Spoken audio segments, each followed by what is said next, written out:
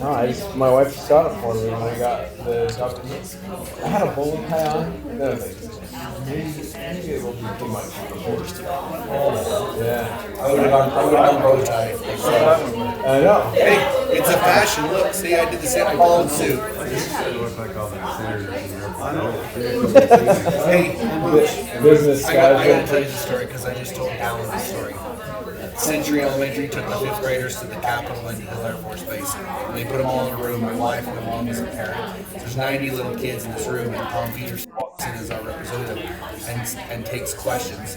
And some random little boy raised his hand and said, "Can you pay more for education?" It was my son. Are you? My wife told me that was the answer. He went into some spiel about how he's $25 million in the last 5 years. better make sure the cameras are on. Are we not recording yet? Hey, is it not the truth? It is. What I've found is if you speak the truth, you're okay. Yeah, it was. My wife told me that the night after they got home from the field trip. I was like, man, I gotta You know get what else?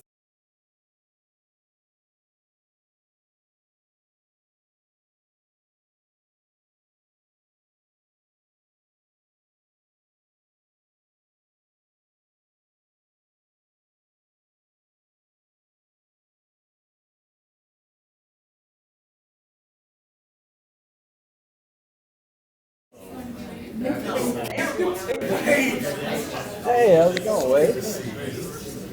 How are you doing, sir? I was just gonna say, yeah, right there. Yeah. I can't be lumped in with that. Are you scared? He needed to be first. I know that. I don't need to be first. That's what we heard. Okay, I need to be first.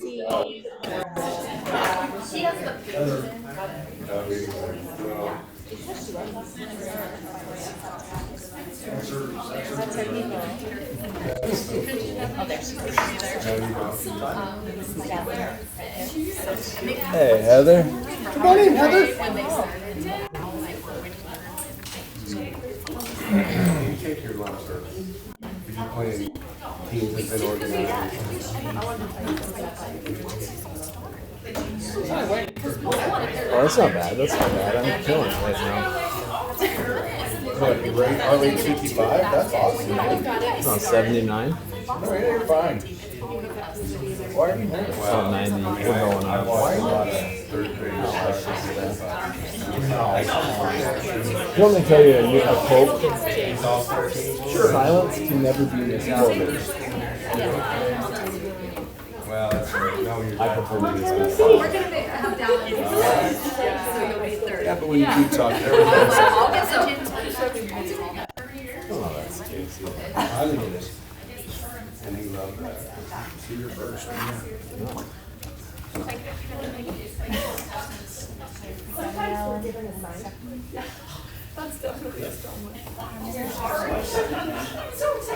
Do I have to stand right there, but so the camera can see? I believe so. Right there. Yeah. I wouldn't worry about them. You just do. It's not about them. Yeah. It's just about you. Right.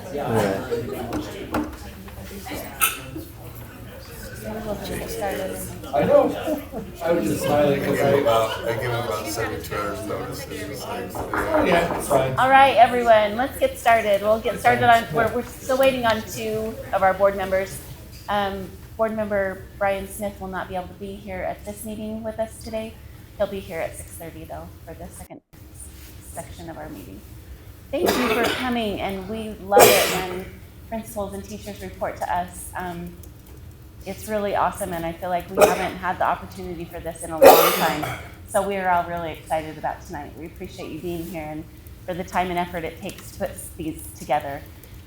We're going to go ahead and get started with Mr. Balls, if you will, from Box Elder Middle School. We just hired Jake just this last year, so this is his first year. He had some heavy stuff right out of the chute, and he's going to tell you about that probably, but we're grateful. We will talk about it right out of the chute. It is so fun being at Box Elder Middle School. You know, the middle school is such a fun age. They're busy.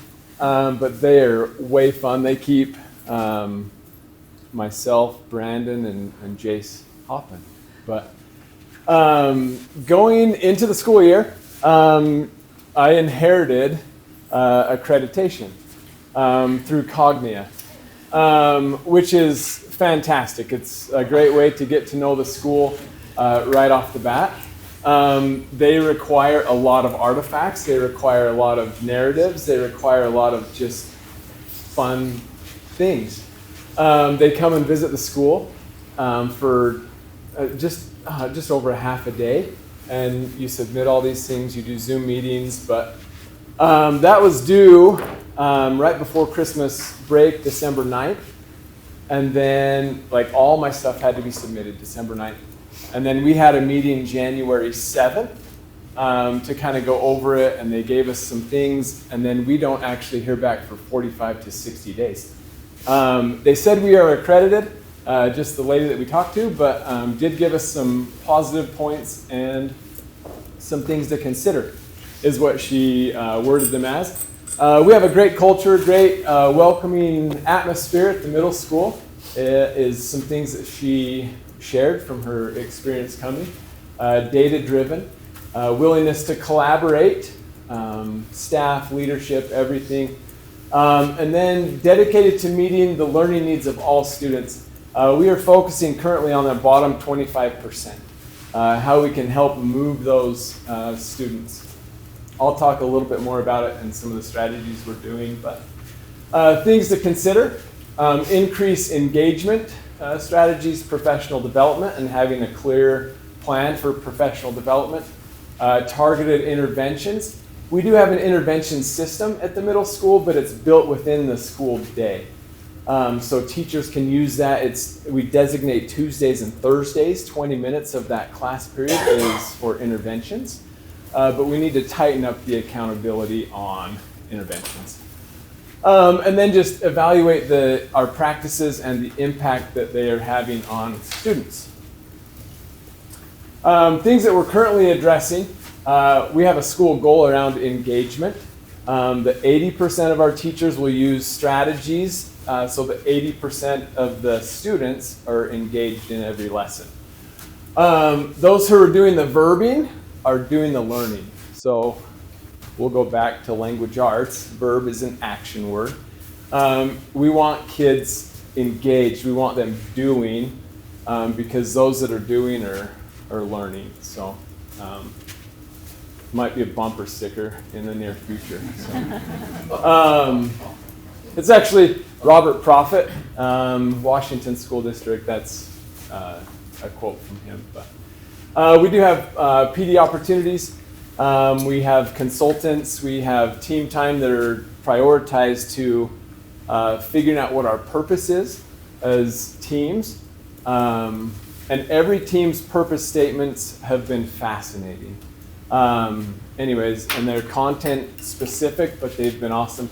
And then just looking at our effect size. And I find this interesting that collective teacher efficacy has the greatest effect size, but if you look at the definition of collective teacher efficacy, it is merely a belief that we are making an impact on kids, which I think is pretty cool. So, Jay, could you expound on that? I think that is, is really, what does that really mean? Yeah. To our teachers, as we talk about this, it means that every kid can learn at high levels. And the teacher actually truly... But if our teachers believe that, that is where the effect size of, and it's 1.33, 1.39, depending on where you look. But just a belief in our students that they can be successful has the largest impact on student growth. So, where he came up with those numbers is from John Hattie's effective learning list. Clarity, teacher clarity. John Hattie, so, he's one of the great researchers on teaching and learning. So. Yep. So, we do have some challenges at the middle school. And we're aware of this. This actually comes straight from our teachers. We had 33 responses. We just sent this form out Monday morning. But 75% say that attendance is an issue at Box Elder Middle School. Another one is misuse of hall passes, which could actually affect attendance, right? If you're in the hall, you're not in class. Bathrooms, electronics, but What does electronics mean? What does that yeah, misuse of People electronics. using People have their electronics. electronics out. Yeah, that's probably the main thing. Part of this form, they did expound on why, anyways, they marked that as an area. Attendance, however, this time last year, we were actually up 7% in attendance. But we have 371 kids that are still considered chronic absenteeism, which is 10% of the school days. So 180 days, if you miss 18 of those, you're considered chronically absent. So just a follow-up question on that. So you're saying that last year you had better attendance? Last year we had worse attendance, so we're 7% better. So. Does it have to be full days, or when you have 6 Yeah, periods? or so, do and you guys actually when you figure it by look, periods? yes, and it's a little bit deceiving. When you look at the data, it is just days, right? So I would say a half day, yes, would count into that, but it actually breaks down into class periods. So anyways, it's how we're pulling the data. So great question. Any other questions on this? Okay, we're going to get to the good stuff. So reading data, ACYI has been doing some reading interventions. EBLI is the program that they're using at ACYI. We have just picked that up this year. We have a reading aid, and our instructional coach is focusing on reading with our students. But as you can see, our growth is in the 79th percentile. So a couple things. This is going to be fall. So when they first came to us, 63rd percentile, 72nd percentile overall. We did move a lot of kids into the blue. Okay, so which is awesome. 47% of our kids are proficient in reading in the 8th grade. 9th grade is a little bit lower. We have a lot of green, not as many blues, but trying to focus on those yellow kids and getting them more proficient. If you go onto Data Gateway, this is a comparison of schools. So you'll see comparison of schools that are most like Box Elder Middle School. Okay? So Nebo School District Spanish Forks Junior High is the most similar to us. This is our 8th grade math. So we have 51% of our kids that are proficient. And we fall pretty much in the average range there. There's some that are above us, some that are below us. Maybe we're a little on the high end. But growth, 69% of our kids are growing. Okay, so improving. And that's on their rise. So compared to their rise score the year before, they're growing. 9th grade ELA, for growth, there's not a school that we're compared to that's beating us currently for growth. And that's on the rise last year. So pretty cool. We have some teachers that are super excited about this, and it's a celebration. So last year, so this is a school ranking. You take the RISE assessment, and they rank you according to how you did compared to all the schools. They give you a score.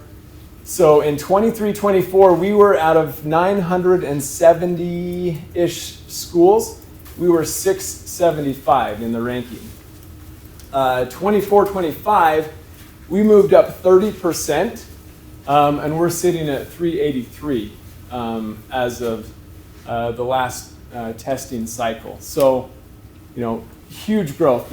And actually, if you look at our district and the amount of schools that went up by 10% on that ranking, it's pretty phenomenal.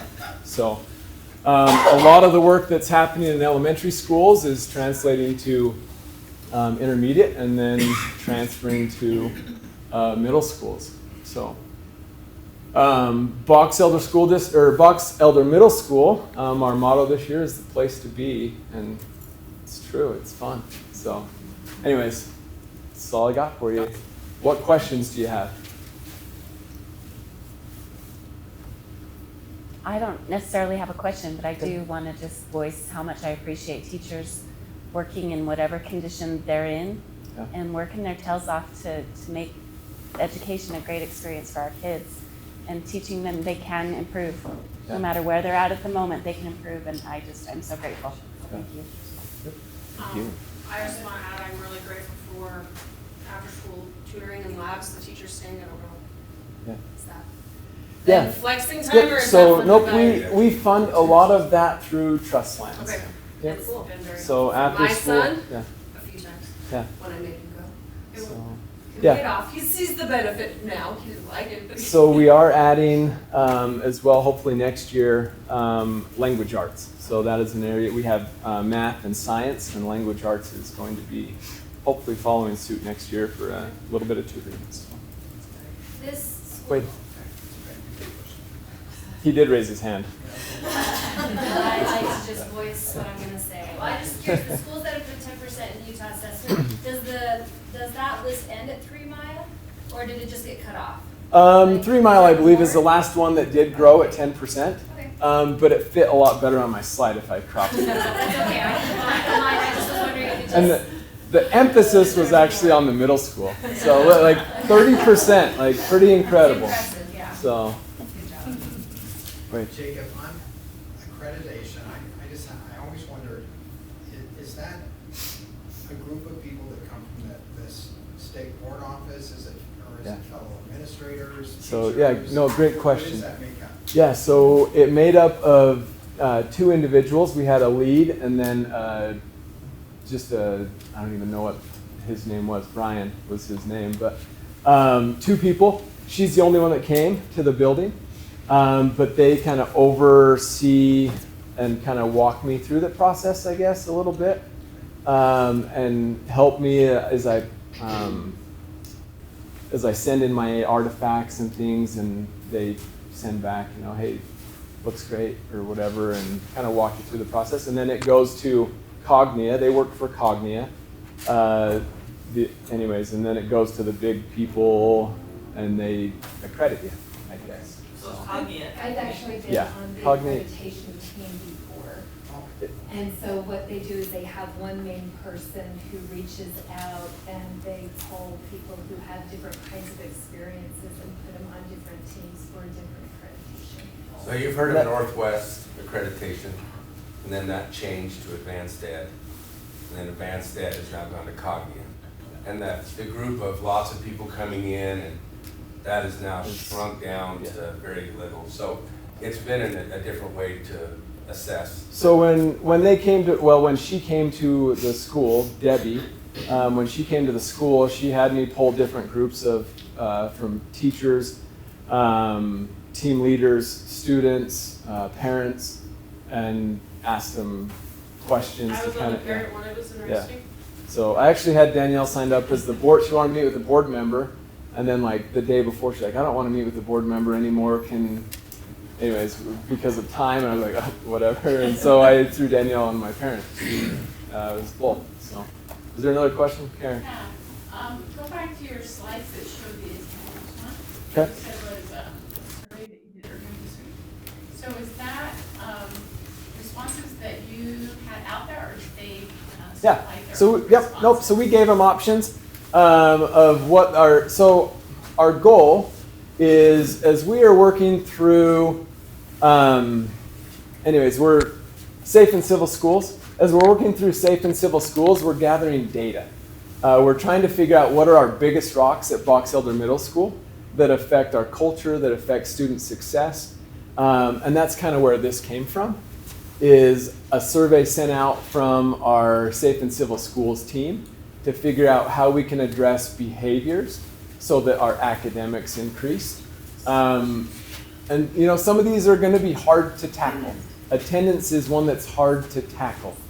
Hall passes, electronics, I think those are easier to tackle because we have a lot more control over them. But that's where that came from. So with the electronics, don't we have a policy in place that they're not supposed to have their electronics out? Isn't it bell to bell? Yeah, we're not bell to bell, but in class they can't have their electronics out. Between classes they can, at lunch they can have them out before and after school.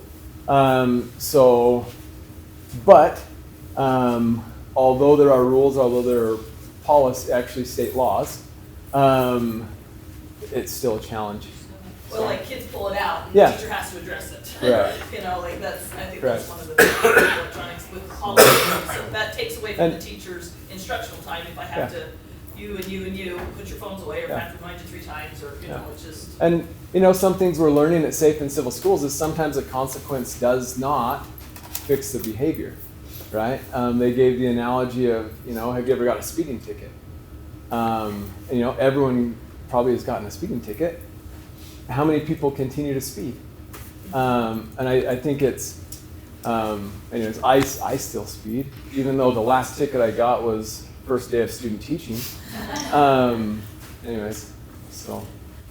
One interesting thing is right now, the legislature, two of your top 3 have bills for them. In attendance, there's a bill out there. I don't know how they're going to legislate better attendance, but they're putting that together. And of course, the governor's push on bell to bell, no cell phones. And so I think that gives us a little more teeth. If I say, just don't even ever get it out. Because right now, it's only during class times is what your rule is, right? Yeah. And I thought that was bell to bell, sorry. I thought it was like. Bell is the first bell to the last bell. Is what that means. Started class to the end. That's my Oh, okay. So, great question. Any other questions? Okay. Thanks so much. Sorry I took more time.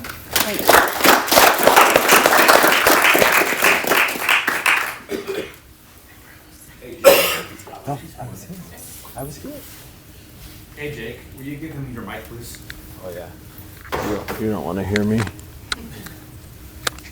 Dallin actually said he was going to pay me if I took more time. So. Sure, yeah, I'll pay after. He owes me 3 minutes.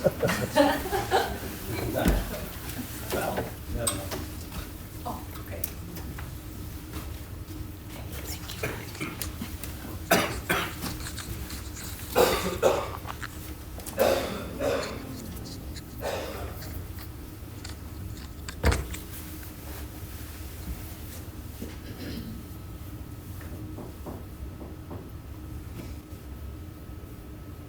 Hey, Val, do you want to start by introducing yourself? Look at us, that's the first slide. We're going to introduce ourselves. So I am Valerie Josephson. I'm the instructional coach at Century. And this is my 2nd year there with Dallin. And so, anyway, it's been a great start. Yeah, absolutely. Yeah, I'm Dallin Gins. I'm the principal at Century Elementary. As you know, Century Elementary, it's like in the middle of the district. So we have like the north end, north side and south end over here. We're kind of that gap between both. You're the bridge. We're the bridge. I like that. Yeah, I like that. It's like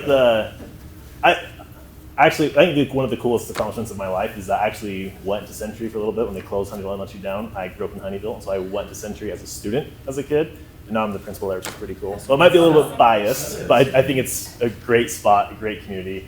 It's really hard to find more caring families, I think, than you can find at Century. They genuinely care about their students in the school, and it's so much fun to work there. There were a couple of paras that just retired at the end of last year, and they still remember Dallin from when he was. They helped me.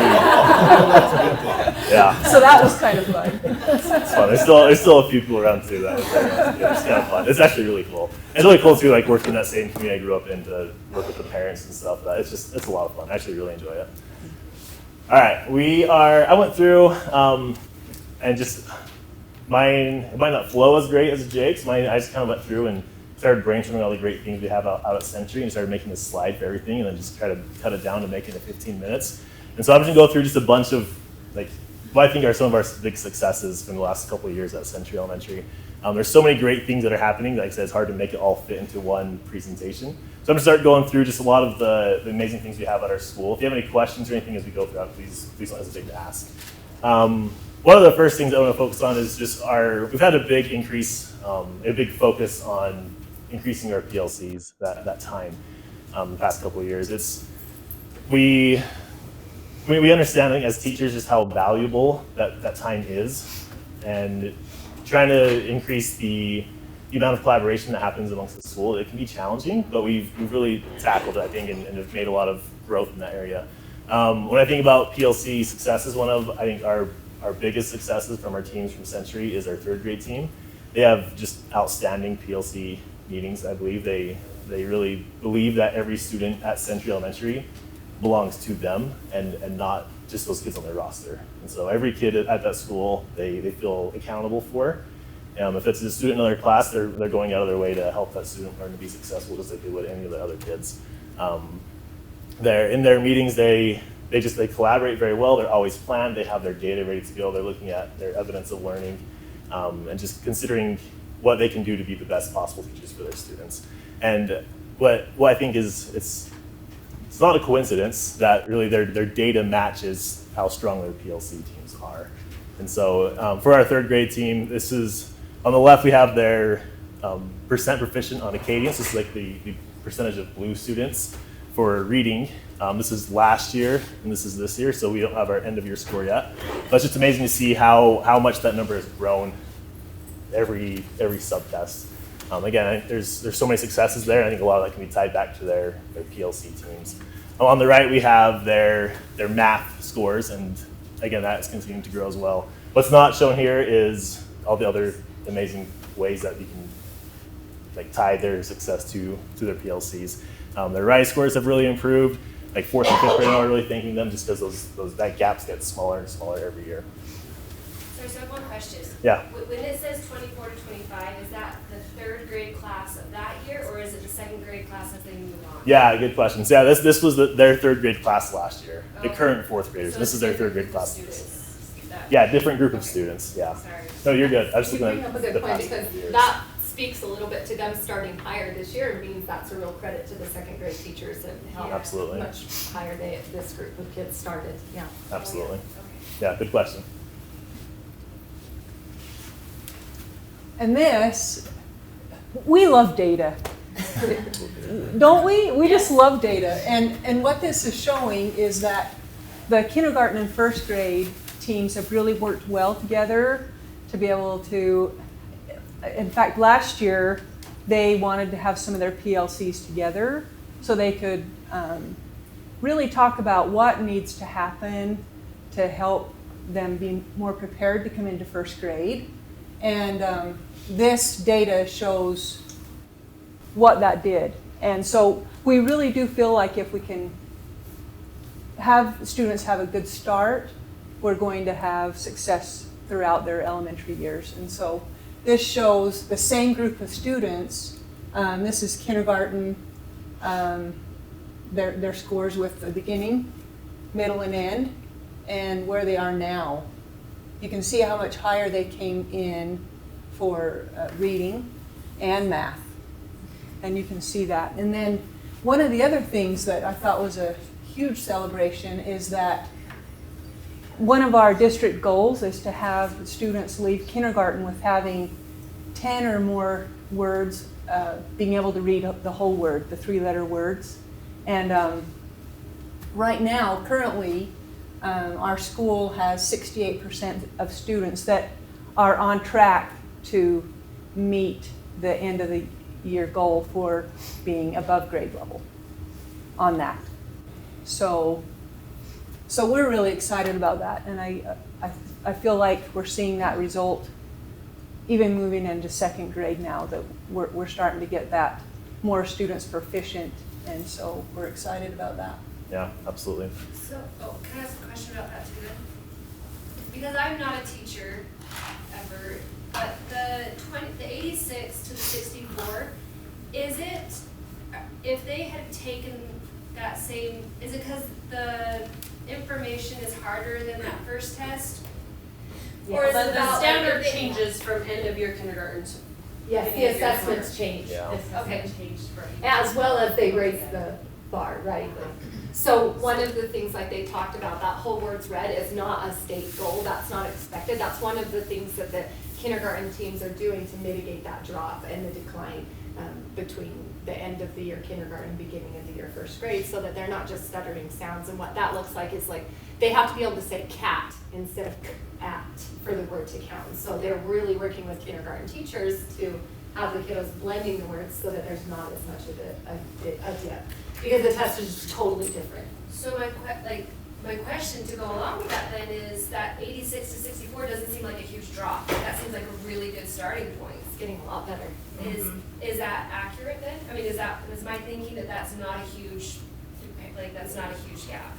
Yes, and just from a side note on the district thing, then I'll go back to them. Our grade level teams that meet together have started talking about these drops that we have between the end of the year and the beginning of the year. And those grade level teams are working really hard together to try to determine like what support could we send out for parents over the summer? What support could we be giving them during the year so that they know what it means to blend 10 whole words, so that as they're coming in at the beginning of first grade, there's not as much of a big drop over the summer. So they're working towards that end to it. We're really busy right now, so it's one of our things we're working on, but yes. I'm just really impressed by that. It is great. It's doing amazing. No, I appreciate that. And yeah, it's true. Like it did dip, right? And some of that it's a different test, different year. I mean, some of it might be just because they haven't been in school and haven't been reading for a few months. But yeah, I think it's hard to complain when more than like almost 2/3 of your class are already proficient at the beginning of the year. Especially when at the beginning of the year before a fifth of them were there. It's huge. A few other data celebrations we had. This comes from our most recent Acadience test from the middle of the year, from this school year. Looking at this top one, they're both kind of addressed in the chart below, but this is like our gen ed population. The growth from beginning of year to middle of year was 8%. So we have 8% more students proficient on the middle of year test than we did the beginning of the year test on Acadience reading.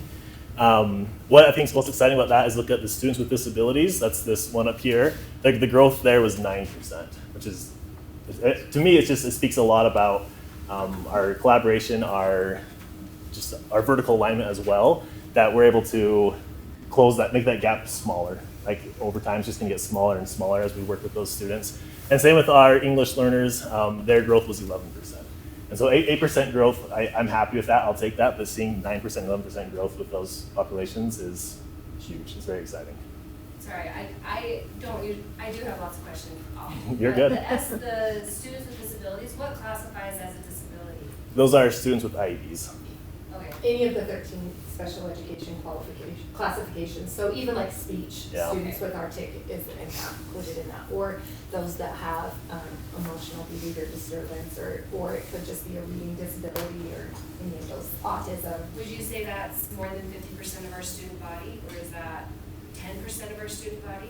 It varies based on school. Like Century has a functional skills unit, which means that they probably have a few more. Like Darland has 2 functional skills and an ED unit, so it varies, but I wouldn't say quite that much. Probably. Yeah, it's probably less. It's less than 50 for sure. It's probably even less than 30, I would say. Yeah. Counting speech, it's probably about 30.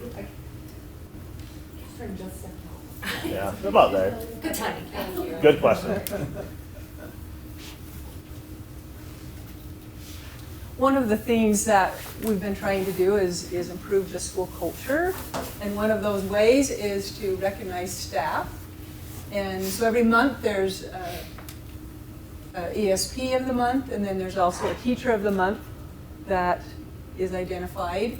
And then there's a weekly newsletter that goes home and goes throughout the community. And you can do a staff shout out and just recognize good things that are happening at our school. I'm going to tell on Dallin because I think it's worth saying. You can close your ears if you want to. But anyway, something that I think is really fun that he does is, for instance, at the last faculty meeting that we had, well, a couple of times ago, he takes these random things that he finds in the house, or even he goes to the DI sometimes, and gets these random things, and then he celebrates teachers and faculty meeting with these, like for instance, let me tell you an example. He went to the DI and he bought a cassette player, okay? And he says, oh, it even does a little rattling, you know. He just really hams it up. And then he gave this award to a teacher that had very good transitions in the classroom. And he says, you know, it's like this cassette player. You can stop and start it just instantly like that, you know. And so he finds these random things and celebrates teachers that way too. And it's like we know, it's not what you get, it's the praise, right? And so teachers are always wonder what he's going to come up with next, right? So it's fun. Yeah, it's fun. But the fun part of that though is I was trying to find something that I noticed from there, like from an observation that I do in the teacher's classroom, and then tie it back to like, if you want to, you know, see really good transitions, this would be a great teacher to go watch. So it's kind of fun, helps build our community. We also do a lot of student recognition. This has grown a lot the past couple of years. Every month we do, every teacher has a student of the month. We have several. And so the idea here is that every student in the school at some point can get recognized with this. At the end of the month, we go through and we read off the kids' names on the microphone. Usually that's enough for them just hearing their names come over the intercom. They're already beaming. But they also get this award from their teacher, which has a personalized note on why they're being recognized. It has their picture. We pull them all together. We take a picture together. It's just a lot of fun. Every week we do a spotlight for someone. Again, every kid at the school is going to get a chance for this. That's a lot of fun because I get to sit down with all the kids and ask them all those certain questions. I get to meet every single kid, and we just spotlight someone from their class every single week. We also do this little ticket down there, that little star ticket. We call them star tickets. We hand them out just whenever kids are following our rules of safe, respectful, responsible. And so every adult in the school has a good stack of those, even the paras, the lunch ladies, the janitors, everyone does. If they catch kids following the rules, they hand them to the student. The student can go put it in the office, and those things we pull a few every single week, and the kids get a little prize for it. Again, if you call the name with the intercom, usually that's enough to get them excited about it. So tons of fun. We're trying to always find ways to recognize our students for all the hard work they're doing as well. And we see students reading this board a lot, you know, just finding out about each other. That's fun. Tons of fun. Attendance, this is a big one. Last January, we met as a guiding coalition and noticed that our attendance was starting to drop. That black line, it's kind of hard to see, I think, because the graph goes all the way up to 100, but that black line was our attendance from last year, and the red line was our attendance from this year. So last January we met as a guiding coalition to determine what we're going to do to increase our attendance because it was starting to slip. And one of the things that the teachers wanted to try was creating a trophy for every single grade, and then every week that grade would have a competition to see which class had the best attendance. So every week on Fridays, we figure out which class had the best attendance for that week. On Friday, when we're doing the gold tickets, the star tickets, we also announce the winner of that class. We bring the trophy around and make it a huge deal. We take it from the class that lost and go put it in the class that won. They're all excited about it. We display their class's name up there on that wall, and it's just a ton of fun. It's exciting to see because year over year, I didn't pull the last half of last year just because I'm curious how it compares to the last half of this year. But we're like for the last couple of months, we're about 4% above where we were last year. And so I think it's cheap, it's free really, it's super easy to do, but it's making improvements. Another thing that our counselor's been doing this year is she does random attendance days. That's that top left picture up there. She has just a day. She has it all planned out, but it's random to the kids since they don't know what day it's going to be. And she has like all the certain numbers for every kid, 1 through however many kids we have in each class. And then she'll say, today's a random attendance day. If you're number 4, number 13, come out of the office and get your prize. And she gives them a lifesaver and a ticket for coming to school and a little note from just thanks for coming to school. And it's been a big success as well. So. Finally, this is our, we just have a lot of fun traditions at Century. I think being like a tight community, there's just a lot of fun traditions that it's kind of cool because a lot of them are still going on from when I was a kid. And so tons of fun. Veterans Day is a big thing at Century Elementary. We had to ring the bell every year. We have volunteers that come out and do that. It's just awesome. We have along with that, we have like a lunch for our veterans. The students can bring a veteran to lunch that day. And eat lunch with them, and we honor any veterans that are either have served or students have parents that are currently serving. We have a wall for them to look at, which is actually really cool. We have a few students who have parents that are serving now. Like it's really cool to recognize that. We do a water day with the fire department. Corinne comes out and hoses the kids down, and the kids love it. You can speak to it. It is a lot of fun when you're 10. I think my favorite one, though, is the pumpkin walk. Every year we do the pumpkin walk, and it's the classes all have a theme, and they create their pumpkins, that carve them or paint them, and make them look like however their theme is. And the thing I love about that most is, as I walk around the past couple of years, that there's just so many people that come from the community that don't even have kids or grandkids at Century. They're just from the community coming out to support it, which I think is so cool that we get that kind of support at Century Elementary. So, okay, any questions about Century?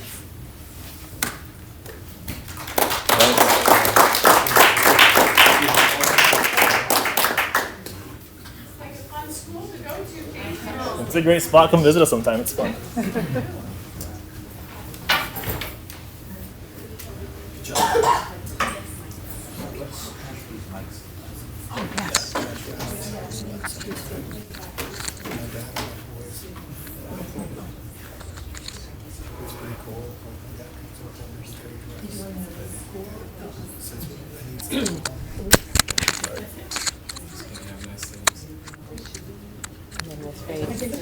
Just you guys will share.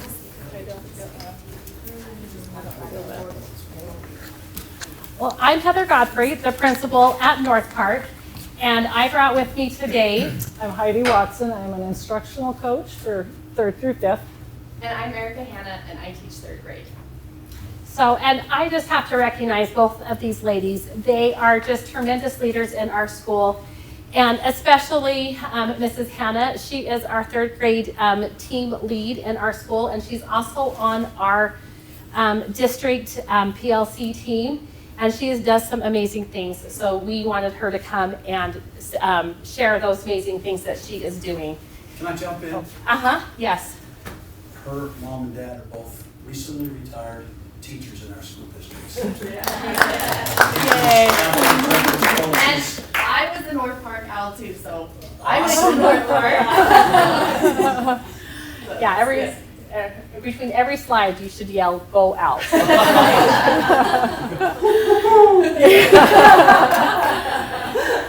We want to, this being my first year at North Park, it has been a great opportunity for me to go up and be part of this community in Tremonton. I have learned a lot, and we have had a lot of transition at North Park. But it is just fun to come and celebrate the data that we have had from our beginning of year and to our middle of year. Our kindergarten students, we started the beginning of the year at 40% at or above grade level, and middle of year, we are currently right now at or above grade level at 85% of our kindergartners, and 75% of those students are above. So our kindergarten team this year has worked so hard in literacy.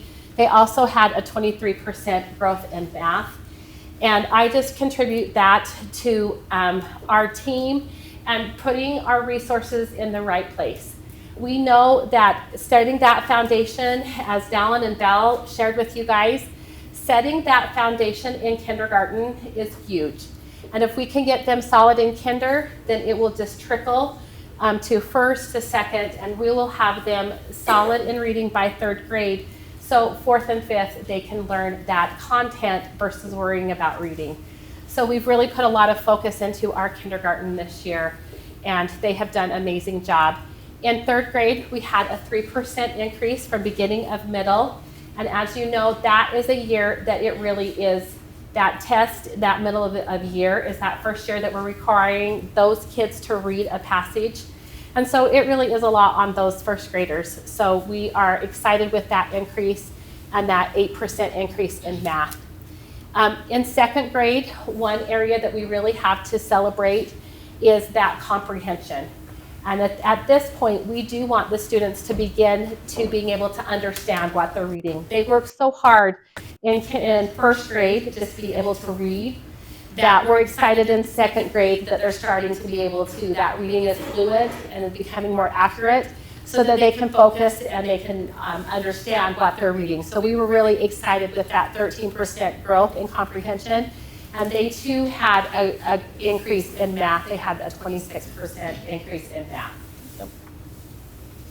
Go Owls. Yeah, go Owls. Good job. All right. And then Heather just asked them this year about third grade a little bit. In third grade, our literacy scores improved by 20% of our students, meeting or exceeding benchmark standards from beginning to middle of the year. And then the math scores also improved by 27% from beginning of year to middle of the year. And as I was thinking about like things we've done in our classes and as our grade level team, the biggest thing that I think's made a difference is, first of all, Heather is amazing, and she has come in and really used our resources to really, benefit our classes the most. But also, we have really tried to just focus our students on just reading, like reading all the time. And so, in our PLCs, we've really focused more on a tier 1, like that's just been our focus, and we have been able to really pinpoint what our standards are and making sure that we have extra time in our day to just have kids reading, whether that means we're reading quarterly as a class, or they're dyad reading with a partner, or they're reading out loud. They're reading the math directions. We really, I used to read the directions or the word problem on the board to them for math. We're making them read every chance they can. And I think that's making a big difference, is they're just in grade level text all the time. And also our tier 2, we've really been able to target what they need to improve on.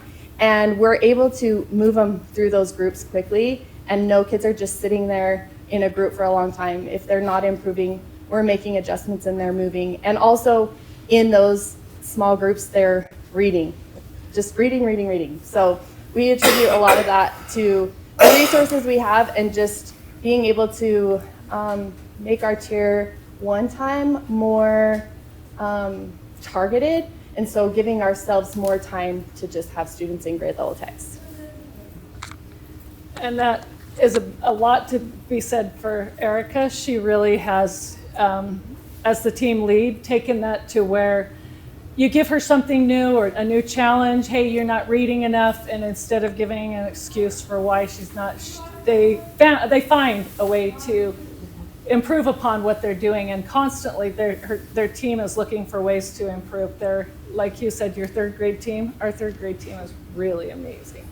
Our fourth grade, our reading accuracy has gone up 8%, which will transfer into RISE testing. You start to transition in 4th and 5th grade from Acadience to RISE. They start taking the benchmarks and looking at those benchmarks and seeing how they can improve. The reading accuracy, if you can get them to understand what they're reading and comprehend what they're reading, that will transfer over into their RISE. So they went up 8%, and 5th grade reading accuracy went up 5%. Oh, you have one. Go Owls, right? One thing that we just wanted to talk about is some of the welcome additions at North Park, and I really need to thank the people that are in this room for being able to give us the resources. I know this takes budget to have these people in my building, but as a principal, to have an assistant principal in such the large school that I have, in a Title I school, I cannot thank you enough. And my Kristen Riley has done amazing this year and has been a great asset to our team. And I just appreciate, I just want to recognize how much that has helped us. We also just recently, thanks again to Heidi Jo, we were able to get an ELL teacher, not just an ELL para. This is an actual certified teacher in our school, which is excellent for us. We are currently ATSI for our ELL students, so having this resource is really helping us target so that we can help our ELL students who are in that bottom 5% off of RISE testing. They use all of that. They use that data and our WIDA data So having that ELL teacher is really helping us to focus on those students and be able to help bring them up and help support them in their needs. The ALC stands for our Alternative Learning Classroom. And again, thank you to Superintendent Carlson and you guys being able to give us that opportunity to have a space where we do have a student that is struggling, students that need those in-school suspensions. We have a place that we can have them be in a classroom where they can continue to learn, and we can continue to support them in school. So all of these things here, I feel, have been a major positive at our school to help us just continue to improve and grow. Mrs. Godfrey, would you tell them what the ATSI? So ATS means Additional Targeted Support and Improvement. So again, it is based off of your, and Heidi Jo, you can jump in with me. It is based off of your, their WIDA scores as an ELL. It also is based off of our 4th and 5th graders' RISE data. So growth and proficiency, and then they get counted again if they're one of those students that's in a subgroup. So like next year. Additional support and training and all kinds of things to help the schools. The idea is to get out of ATSI. Yes, that is our. The formula's interesting, but yeah. Yeah. And I really, when you're on, you're just going to do all that you can to support the students within those subgroups. Like I was just at a faculty meeting for Heather this morning where she was talking about how her PLC teams could improve in certain areas to help with the subgroups that they're concerned about, so that hopefully their ATSI for one specific group doesn't move them to CSI next year. Yeah. We're really on top of it in that school. Their guiding coalition meets and creates a plan together with Heather to move forward, so it's really impressive. Yeah. Mr. Morris is also excellent in the data, and we've really, together gone through, we've got it identified it down to each student and what each student needs in their subcategories. Okay, so we have a couple goals at North Park. One of them is to increase academic growth in students, and another one is to become a model PLC school. Those kind of go hand in hand, because if our PLCs are running how they should, our students hopefully will be growing. And a model PLC, there's a couple of requirements in order to become a model PLC. You have to demonstrate that you're following the PLC process. You have to show student growth over like 3 years, I think it is, and then continue to show data throughout those years as well. So in our school, our PLCs, we've always ran PLCs, but this year we are all meeting in the library together, and it has been so beneficial to meet together as a whole faculty. So every grade level there, Heather's there, our coaches are there, every resource we need to talk to is there, and we've really refocused our PLCs on Tier 1. It used to get into groups and other things that, but now we've refocused to Tier 1, and so we're hoping that we know that by doing that our students will hopefully have less kids in Tier 2 and those kids needing interventions. In our PLCs, we are really focused on standards, and what standards are we wanting our students to learn, and how are we going to make sure they get there? There's the 4 PLC questions. What do we want our students to know? How do we know if they understand it? What are we going to do if they don't understand it? And then what are we going to do if they do? And so we're giving, assessments. We're bringing data. This year it's been huge, bringing physical data, the actual papers with us, not just, oh, they got a 3, they got a 1. Looking at the data, where are the misconceptions? How are we going to intervene? How are we going to extend? What do we need to reteach in our Tier 1? It's just really helped us refocus. And it's been in my own classroom and in my own grade. It's really brought us together collectively as well. It's not, oh, Mrs. Hannah's 27 students did well on this. It's how is the whole 3rd grade doing? And I can tell you how someone else in someone else's grade is doing. And I think that's been very beneficial for our whole grade level. And I'm excited to see where it keeps going. So a question on that, you say the model PLC is 3 years. Is this year 1? Where are you at in that process? Year 2? I would say probably. You're just getting started. Well, awesome.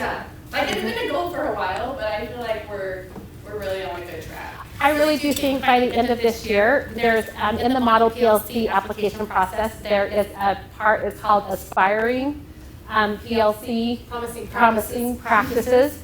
And I really feel at the rate our staff, like a teacher was able to stand and explain all of that. I mean, you can just see how invested they are in the process. So I really feel like at the end of this year, we're going to be able to pull up that promising practice application, and we're going to apply and start with there, because I do believe that this, just by applying for that, is that recognition for our teachers. It's our teachers need that to show that they are doing the right work, and their work is making an impact and helping student academics, helping that growth. So I'm hoping to apply for the promising practice, and then within the next at least 2 years, we'll be able to have that model PLC flag hanging in our building. Some good news that's happening. We'll have the same administration next year at North Park.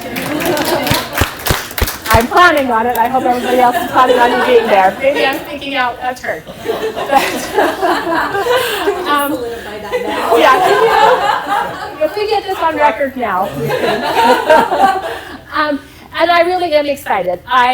We really have a lot of good things right now in place, and I just can't wait to continue to run with it. And I feel like our team's excited. We've got just a good momentum right now, and we're excited to keep that momentum going. Some other great things that are going on, we do have our foundations training through the district. That training is just continuous training and behavior management. We're refining our school-wide procedures, and we're really teaching that tier 1 behavior. Again, just as we teach those academics, we're trying to teach out there, and Heidi will talk about our North Park Way, of teaching that tier 1 behavior so that we know that when behavior and students are behaving well, when their emotional needs are met, things are met, then that's when they can learn. So we're also focusing on that. Okay, and this is the North Park Way. Our 3 school rules: be respectful, be responsible, and be safe. But we go a little deeper into that. Still, every morning, the whole school, the counselor gets on the loudspeaker, and all of the kids stand and recite this. And I still don't have it memorized, so I'm gonna read it to you. Be respectful. I will be kind to all and listen to others. Be responsible. I will be where I am supposed to be and do what I am supposed to be doing. And be safe. I will keep my hands, feet, mouth, and objects to myself with my body in control.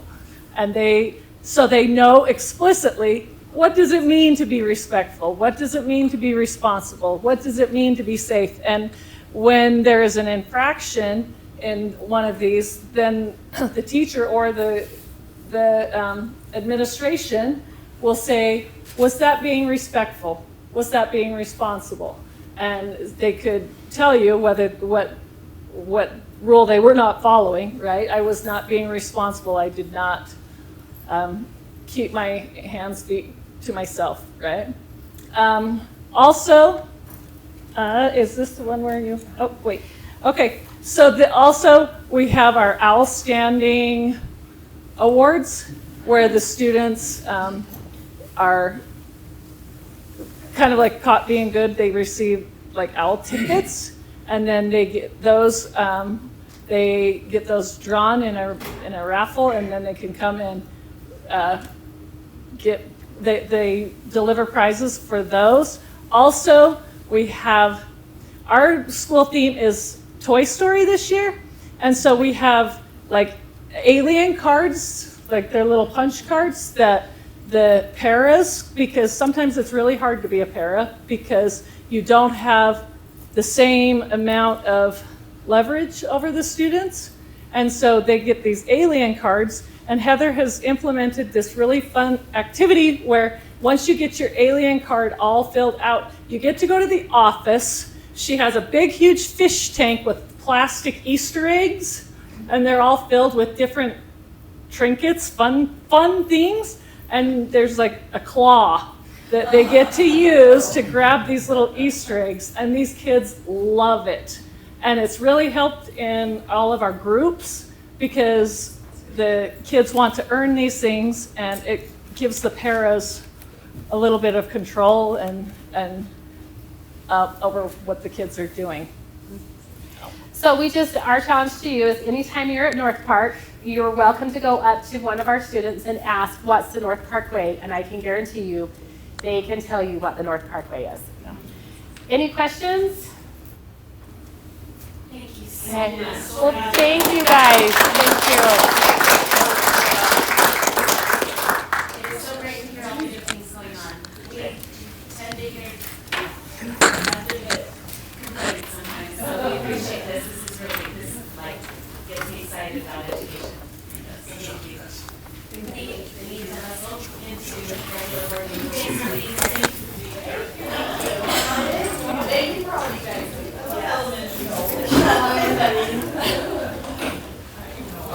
Can I make a quick announcement, board members? Board members, I don't want to do this in the room. I need your attention, please. Tiffany, calling you out. I'm sorry, Okay, when you go into the boardroom tonight, you can use your mics like you normally do. It's audio lift only in the room. You're gonna have a lot of people there, so you might want to use them, but you don't need to use them, okay? And just remember, when you walk into that room, everything you say is public. Everything you say is being broadcast, and there's a new mic in there that picks up really, really well. Okay? No more jokes, Stephanie. No whispering, no rostrum. Thanks, Robert. No eating loudly. Okay. You got to sound that. Thank you. Yeah, of course. Thank That's you. awesome to be able to be a principal at the school Right? you went to. It's so much fun. It really That's is. awesome.